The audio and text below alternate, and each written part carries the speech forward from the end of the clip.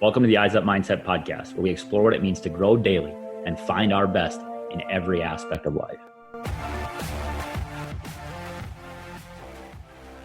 Welcome back to another episode of the Eyes Up Mindset podcast. I'm John Shirky here with my friend and co-host, Jamie Wagner. Jamie, good to see you as always today.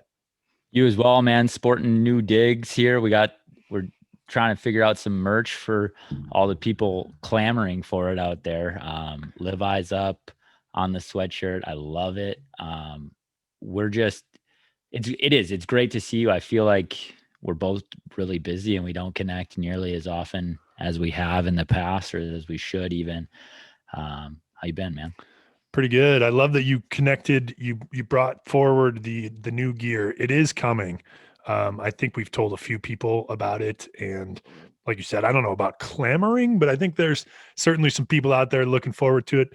If you want to see a sneak preview, check out our YouTube page. You can see the video. I'm wearing the new sweatshirt, still working out some design stuff like Jamie said. But Jamie, as always, we have a great episode today. Reina Rose, she's an author, a speaker, a coach. She's got her own TV show on Roku TV. Goes by the Soul Nutritionist, and that may sound off-putting or foreign to some people. Just the word soul, we talked about this before we came on, kind of has this ambiguous meaning. Like what is that? How do I feel about that? But tell us a little bit about kind of what we get into today and what that looks like. I really do love this idea of soul nutrition, right? We have this sense of what we're putting into our mouth is like for food, fills us up and gives us the capacity to be nutritious or to be nutritious, whatever it might be. We have good nutrition, poor nutrition when it comes to what we eat. But how do we do that when it comes to filling up what she talks about as our soul? I think we call it mindset, right? What are we seeing? What is our perspective? How are we shaping our lives with the different inputs that we're getting? And how do we take control of some of those things, even in challenge? Yeah, no, I agree. And you'll certainly get all of that perspective from Reina today. And she's got some cool examples and stories and tools that we can use to find kind of what is a healthy input for us and what should we be doing in some of those situations. So hope you enjoy it. Share it, rate, review. As always, check it out. Reina Rose. Reina, welcome to the Eyes Up Mindset podcast. Thanks for joining us today. It's our pleasure to have you. Thanks so much for having me. It's really an honor to be here.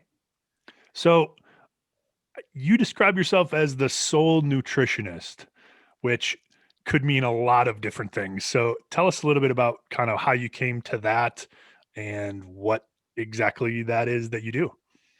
Sure. So a couple of years ago, I started working on this book that is finally out. It just released and it's actually free for the next couple of days. But it was called, and so it was kind of one of those download moments. I was actually in my like prayerful meditation and it was like, write this book. The name's going to be called Sin Tastes Good. And I'm sitting there going, are you sure? That doesn't sound like, like a very appealing name. Yeah. And that title could go a lot of different ways too. So absolutely. And especially because the target market is probably Christians, although seekers can really flock to this as well, because there's a lot in there that is really about finding depth in God, whether you're already have a really strong relationship or you're really going, I kind of got turned off by some things and I need a different path. It's really about finding it within yourself. And so when I had this sort of epiphany of, okay, write this book called Sin Tastes Good, it was, I was hearing a bunch of people kind of complaining about things in their life. And they were complaining about things that they caused. And, I was thinking, if you sat on the sofa and ate pizza and ice cream every single night and never exercised, you would not be surprised when you were heavy and lethargic and you couldn't do the activities that you wanted to do. We understand our body. We know that that's going to happen. Yet with our souls, we feed it jealousy and gossip and pity parties and all kinds of things, and then wonder why we feel apathetic and anxious and a little depressed about things. And so, but we wonder why. Like we don't put the correlation there like we would with pizza and ice cream every night. When we're sitting and all we do is complain, and then we wonder why our life is bad. We seem to not make that correlation. And so I realized, though, part of the reason that we would eat pizza and ice cream or complain is because it tastes good at the moment, right? Whenever I tell people, like, what do you think about pizza? I go, yeah, right? And then how do you feel 20 minutes later? Ugh, right? And so the same is true with maybe your thing is gossip, right? In the minute, you're like, yeah, this person's that, and da da da da. But you might walk away and go, oh, I hope nobody repeats that. I feel sort of bad that I said that about that person, and it feels bad after. And so the whole book and a lot of what I do, I have a show on Roku and Amazon Fire Stick called Soul Nutrition. And it's all about really what nourishes the soul. When we do feed our soul the fruits of the spirit, for instance, and that was my first episode of Soul Nutrition, was these are the fruits of the spirit. When you're living a loving, joyful, peaceful, patient life, you're going to have good results. Sure, we're still going to have bad things happen. And I talk about in the book, sin meaning to miss the mark. And we can all admit, without piling guilt and shame on top of ourselves, that we miss the mark in some area or another. And I think when we take the guilt and shame off, sure, we can feel like, oh, I shouldn't have done that. But when we say, okay, if we're thinking of an archery field and hitting the mark, and we totally miss, but when we veered off to the right, we just say, okay, I just need to aim a little bit more left, and I'll probably at least hit the target. And then maybe I'll keep refining, and one day I'll hit the bullseye. And I really believe the bullseye in our life is that like narrow road Jesus talks about. I think that's more for life than anything, that very few of us will find love, joy, peace, patience, kindness, goodness, faithfulness, gentleness, self-control in life now, here, this like salvation here and now. And when we do, we can live kind of like David said in the scriptures, like in his courts all the time. And I call that heaven on earth, and it's still, stuff's going to happen. We're still going to mourn. We're still going to have, but more often we're hitting that mark and living heaven on earth. But when we put guilt and shame, I feel like we go, oh, I stink at this. And we walk off the field and stop trying. And I think that's such a meaningful point. Is we talk all the time because we're a mindset company, right? We want to change the way that we think. And this is exactly what you're talking about, but feeding your soul, right? The inputs that you put in, and I'll get to a question about that in a little bit. I have some real curiosity about some things that you might have to suggest to our audience and to me personally about how do we do this better, more consistently. But I think it's so true that when we miss that mark, we pile on. We say, I'm not good at this, so I'm going to stop trying. I'm going to stop giving effort towards this thing because I've missed the mark so consistently. And we talk all the time about just reevaluate, and then point it in a different direction. Mm-hmm. And that challenge is hard. And I'll give you a little story about this. Last summer, 2019, prior to COVID, we were in Italy for 8 days, my wife and I, and kind of a baby moon. We were pre-baby. And so we spent 8 days eating like Italians, right? We don't eat like Italians, right? And so it was pasta and pizza and bread and focaccia and like just this incredible array of food that we were like heaven on earth right here, man. This food is amazing. I'm getting a stomachache just thinking of it too. Yeah.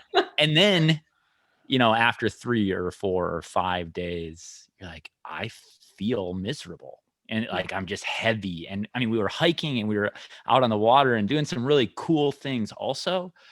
But at the same time, like night 7, we're like, we need to go eat some sushi, something light and just different. Or like we were in Milan and we went to, Mexican food, like just something different, just something different. Yeah, because it had salad in there, and it's hard to find like decent salad in Europe. Sometimes, it's like this little arugula with nothing else. yeah, rocket salad. Rocket, exactly. It's like, yes, we're in this amazing place and we're in Cinque Terre and it's beautiful, right? We're on the Mediterranean and it's great. And then you kind of start to feel this overwhelm of the things we're putting in are not good. And we're in control of that. We have a choice to go and do something different today so that we feel better tonight or tomorrow or whatever it might be. And we can blame ourselves and we can just keep pity partying, piling on and say, I'm going to continue to eat this thing because I'm not aware of it. But once you become aware of it, you can take action and change it. And so, to me, I just think that's so important and powerful to say you can choose. And that's true of the stuff we physically put in our bodies, but it's also true of the inputs we put into our bodies. And how do we do better, right? Like that's what we're about. We want to get better. How do we do better about controlling the inputs that we have and maybe creating a recipe for that in our lives? Yeah. So one thing that you just brought up is you were with your wife and you were in a certain environment. So there's a whole section in the book about our environment and our life, right? And there's been so much research on willpower that we all have a finite amount. And once it is exhausted, we start to make really poor choices. And part of that is if we have to use the willpower more and more and more, it's going to get depleted. I'm not sure if you've heard of certain executives and things. They wear the same outfit every day, or, variations of that same outfit every day, so they don't have to make the choice of what they need to wear. I'm not quite there yet, but I love all my clothes.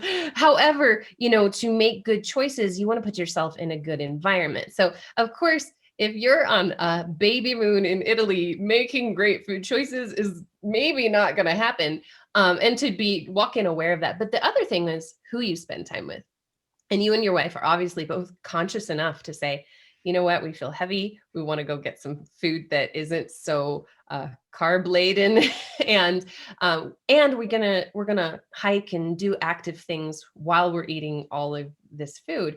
And so the environments we place ourselves in and the people we spend time with, and we read this. It's funny. I teach a business class to orphans in Russia every year, and they'll tell you the thing I tell them the most. There's two things. Learn English and read Proverbs, because Proverbs will tell you everything you need to know about business, including who you spend time with, having fair, weight, scales and all these kind of things. And so that environment, so you had yourself around someone who has the same values as you do, yet you were in a place that is going to be very tempting. And so, you weigh that out. But when we put ourselves in the right environments with the right people, that helps us to make much better choices. Jim Rohn, I think, says the same thing. You're the sum total of the 5 people you spend the most time with. And it's very true. I mean, in fact, I put some of the research in the book.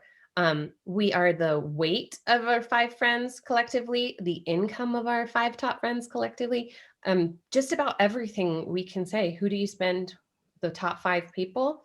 And your income, weight, choices are going to be about the median of those 5.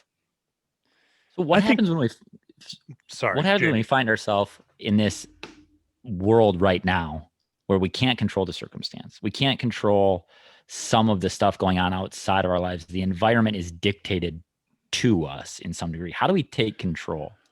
But hold on, sorry, I'll let you answer Sure. that, Reina. But I was just going to say, actually, the opposite of that a little bit, Jamie, is that, and what Reina, I got from what you just said is we always have choices. And that's exactly what I was going to answer. So go for it. You'll say it better than I will anyway.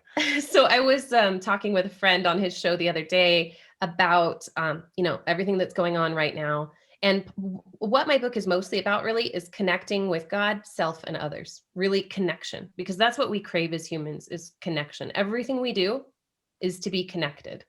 And so the kind of ironic part about my biggest recommendation for connection is spending alone time with God.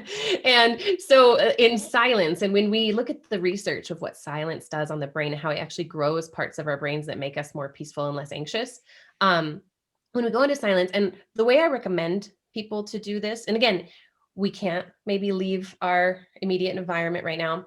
I'm lucky enough to be up in the woods half the time. And when I'm in the woods, I go sit on this rock and in the trees in silence. I bring a journal. And For people who are just starting, I'd say every time something comes up in your mind, like, I've got to go get groceries later, just write it down. Like, let it get out, because otherwise you're going to be like, groceries, groceries, groceries, groceries the whole time you're trying to be silent, because most of us haven't practiced intentional silence since time out as a kid. And we have all kinds of bad associations with that. However, whatever we call God, that divine intelligence comes as a still small voice, not a booming thundercloud. And so that divine intelligence, which I believe, if we look at a lot of the ancient stories, like the Bible creation story, that God breathes his breath into this clay figure, and makes it this mysterious human divine creature. We all have breath inside of us of divine consciousness. So when we can tap into that breath and we can listen and we let all the things go. And I always say, like, God, please let only your voice come in right now. Like, don't let it be my societal conditioning or any other thing to come in at this time. So that way, when ideas come up, once the minutia of the groceries and the tasks that I need to do clear, this silent, and sometimes nothing happens, and that's okay. But sometimes a really great business idea comes up. A solution for a family problem that's been going on that no one's been able to figure out just suddenly rises up from this place within. And so to me, right now, we have all this time for self-reflection. We can pick up our phones and surf Instagram all day. We can binge watch Netflix. We can dive into our work like more than necessary and just be busy for the sake of being busy. Or we can take the time to sit in silence and allow that divine consciousness that's within every person to begin to speak. And I think this idea of silence is incredibly powerful. As a mental health therapist, I use it all the time with my Mm. clients when they come and they want me to fix their problems or tell them what to do.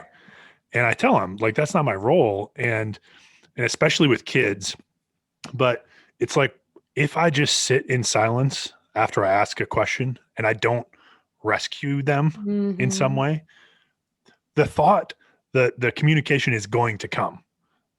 And part of that is just being uncomfortable with it. And like, then they're going to say something. But I Yeah. think at the same time, we are so used to having other stimuli, whether it be music or the TV or Mm-hmm. whatever it is. Even driving to me in silence is something that I've used I do personally, it where all the it's time. like, if I'm going home from work or when I was coaching after a game, it's like I just have to shut everything off.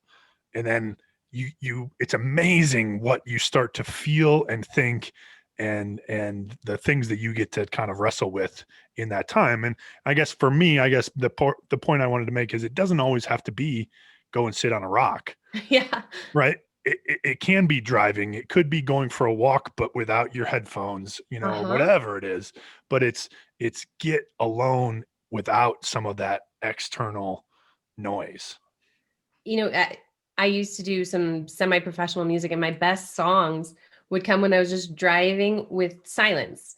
And it's funny because being a musician, people are like, what kind of music do you listen to in the car? And I'm like, usually none. Usually that's my time to create. And if you have a little voice recorder button on your phone, you can get that down. And same with, if someone wants to kind of just record their thoughts, just hit the voice recorder button, because you won't be able to journal while driving, I hope. And but I do the same thing. I'm actually in Los Angeles half of the time, and in a little tiny condo where, like sometimes I'll do like the sensory deprivation and get in the closet and like literally pray in the closet. But other times I've like walked over to, there's like some mansions kind of within walking distance, and they'll have a side yard that it's sort of part of their front yard. And I'll just sit on the grass just to kind of connect with the earth. And I have my journal. People are walking by on the sidewalk and I'm just having my time, because you're right. We don't always have this beautiful scenery to go walk in. And I used to travel the world for a living, and, you have to find what works for you in whatever environment you have. But I would really suggest, like you said, take the headphones out. I turn my phone on airplane so Mhm. that, I'm at least a lot less tempted to Google something, to check what someone said, or, and you can use your notepad on your phone. Like if you want to make a note, text so-and-so, write them in, but don't do it right then. I would suggest allow that distraction to pop up and then come back to that listening. Well, even in the summary for Sin Tastes Good, right? You talk about being filled up like legitimately in an empty calorie world, right? This empty calories just makes so much sense to me. The music in the headphones, what we're doing right now, a podcast, sometimes is empty calories, right? What like just there's so many things that we use for distractions that are empty calories that fill us up for a time, that give us a little bit of distraction, that then we have to crave and seek out again very, very soon, instead of being filled. And that's what you're talking about, right? This silence, this connection to something greater than ourselves, this connection to the deep divine, the soul, right? Because it talks about the soul as a wellspring of life. This thing gives us life. This deep down bubbling up of who we are comes from these moments of fullness, of abundance you talk about, right? That are given to us through like meaningful practices like silence, like meditation, like journaling, like connection to other human beings. These are the places that serve and fill our hearts and our souls and our bodies to a place where now we are better. And you talked about it. The thing that serves connection is getting alone a little bit. Well, why? Because we get filled up and now we can give away again, right? Sometimes we got to recharge so we can give. And that's, that is a difficult time about right now. And that's why I told you right before we started, some people have asked me to start this course that's really on connection with God, connection with self, connection with other people, especially in this time. But you made me think about when you're kind of empty or longing because you haven't had connection. I moved to South America years ago, and I knew no Spanish yet. I knew it by the time I left, but I didn't know it when I got there. And anytime I would meet an English speaker, I would just be like, blah, blah, blah, blah, and I just like say everything I haven't been able to say for the last few months, and I wouldn't listen that much because I just needed to talk so badly, because I wasn't getting that filled. I wasn't getting genuine conversation filled very often. And so then when I got a chance, I really had this very one-sided conversation that was all about me just trying to talk because I hadn't been able to for several months. And so that's the same with our souls. If we're not filling up with things that fill our soul, with the true nourishing calories of the soul, which, like I said, that's those fruits of the spirit, it's connection, it's prayer, however that takes shape for someone. And I talk about different forms of prayer in the book. I always say I used to pray by giving God a laundry list of my problems and then telling him how to fix them, which is always interesting. But now that silent prayer, so this silent time is often also a time of prayer for me, where I'll still, maybe if I'm journaling, I'll write it, or I'll just say it in my mind. But I'm listening to those answers, listening to the solutions, rather than explaining to God how he should solve my problems. Oh, go ahead. You have this idea, and this is a little bit of a transition, I guess, but this idea of running versus resting. That's where I was going anyway, so go for it. This idea of running versus resting, and some people love the running. Some people love I got to bounce to this and this and this, hair's on fire, everything's keeping me active, and I don't want to sit, because if I sit, I have to maybe sit alone with some of the fears and the anxiousness and the bad stuff I've been filling my life with. And I got to look at that. And I struggled with that for a time, right? I struggle with, I want to be busy. I want to be active so I don't have to face this other stuff. Oh yeah. Right? I think most people do. Yeah. And then other people really love the rest, right? They want that restful. I don't want to have to go. I don't like the running phase because it's hard and it's challenging. It's uncomfortable for me. Like, we have different discomforts in these different seasons of life. My question for you, because I think we know when we're in the middle of running and we know when we're in the middle of resting, but how do we identify these moments that signal this period's about to change? How do we start to feel that difference between, in our souls and our persons, like deep down this season's about to change and I need to prepare for it. And maybe not only how do we feel it, but how do we start to get ready for that new season of life? Wow.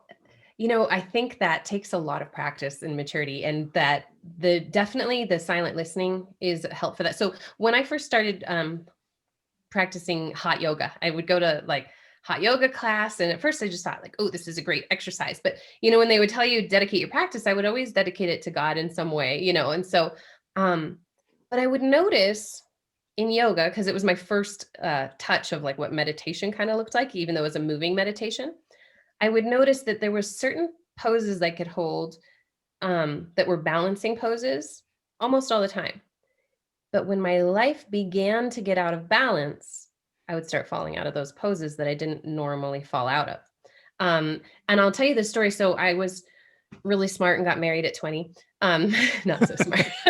And then I was divorced by 23.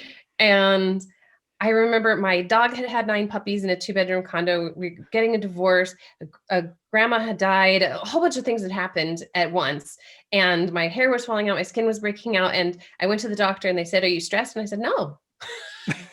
Right? Because I had no way to identify my emotions. There's a really great app, actually, I want to plug. I have no affiliation with them, but I use it all the time. It's called Happy Not Perfect. And what it does is the very beginning, it gives you a whole bunch of adjectives to describe how you're feeling, from magical to maybe spiraling, and this also helps you to identify if you're just like starting to get into spiraling rather than being in full spiral before you recognize this, right?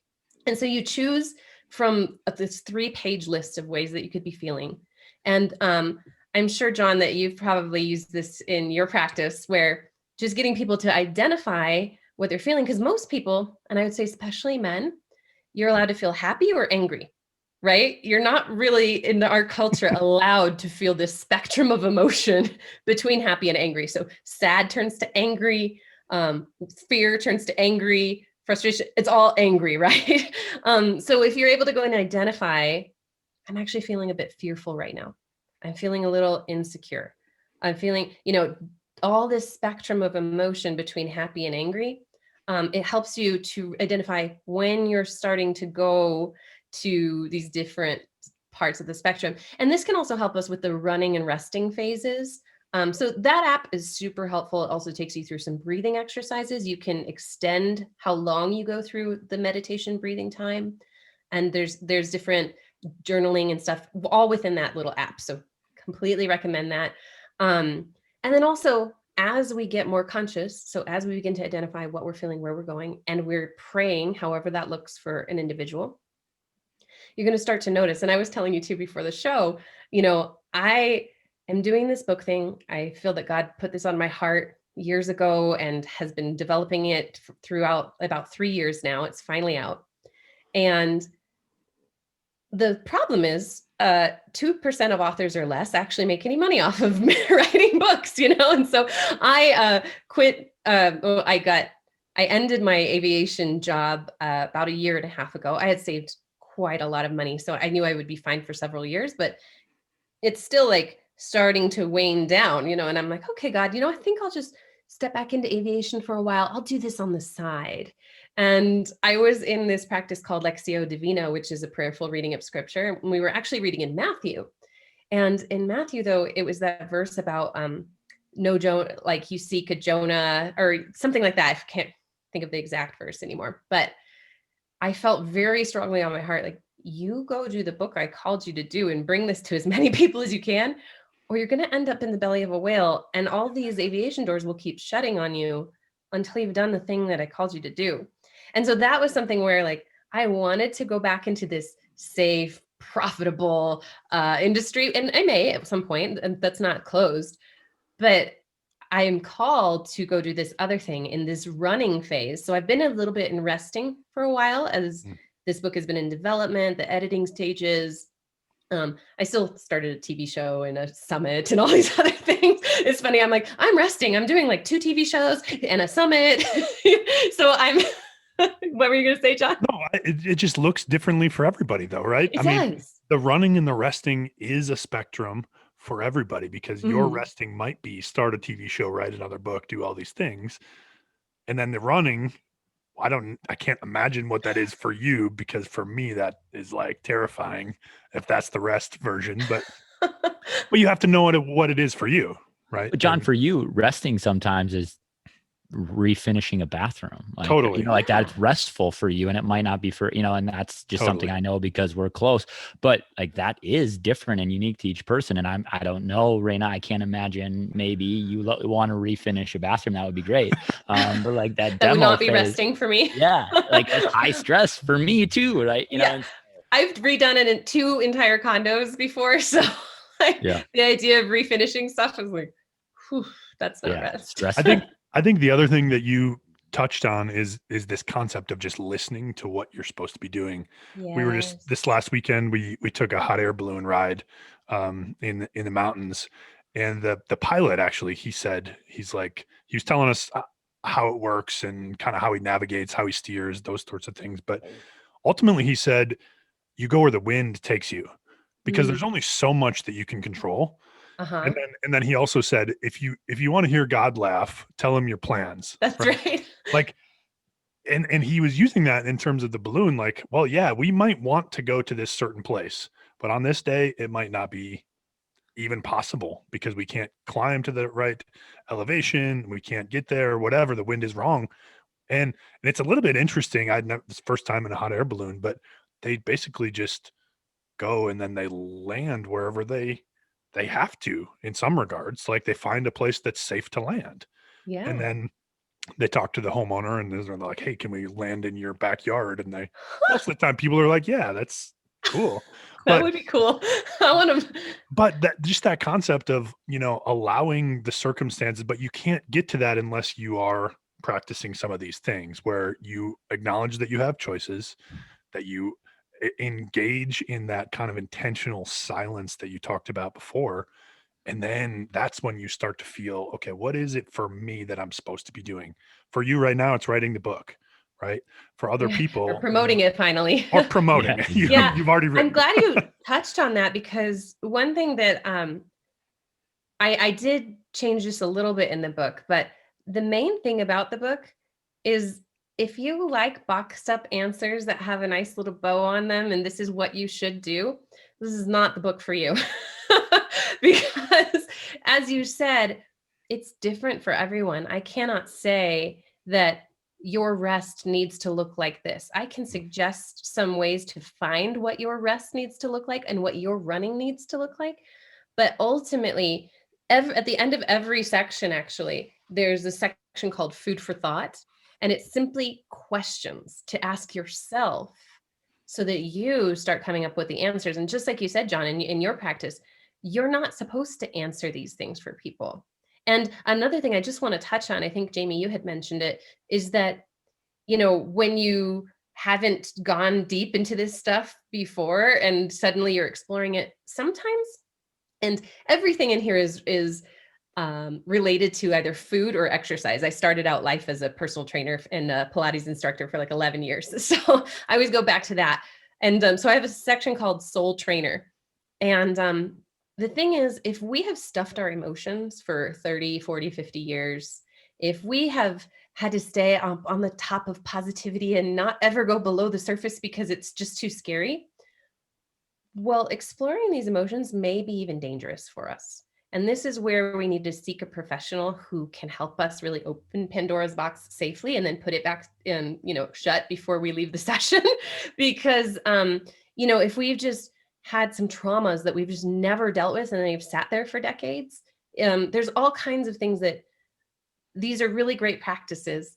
And if it's something that is causing more anxiety, depression, whatever, seek a professional to help you through this. And I have several therapists and coaches who came in, and in the book, they suggest how to choose one.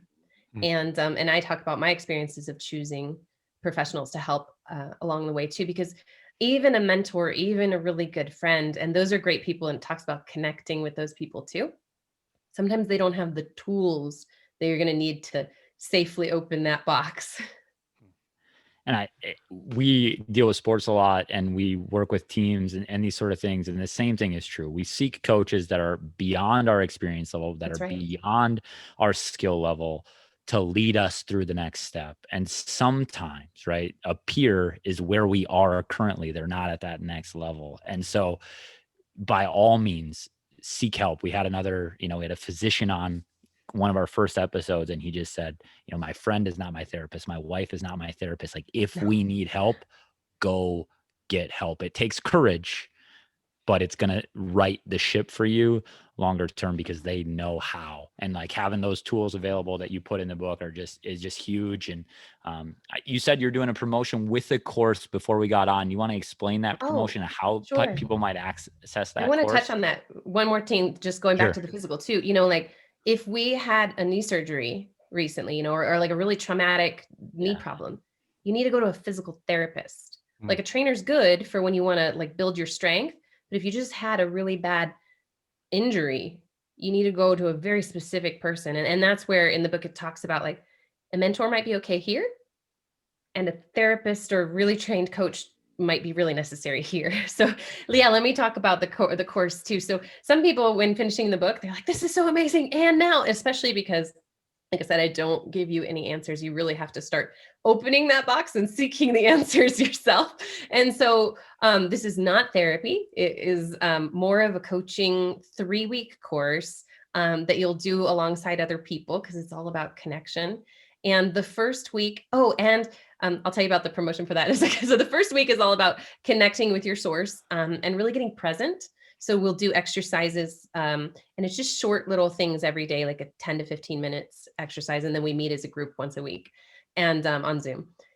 So it'll be like, go outside and notice shapes, go outside and notice colors. And each day it'll have something different. And then you put it all together and you'll realize how present you become. It says, if everything went from black and white to Technicolor and you're fully there, you no longer have the times where someone asks you what you had for lunch and you have to think about it because you weren't present enough while you were doing it, right? So that's what the first week is about. It's getting present and connecting with source. Second week is connecting with yourself, with your stories, with your background, and really knowing your goals, your limiting beliefs, and how to reframe those limiting beliefs for what you desire in life.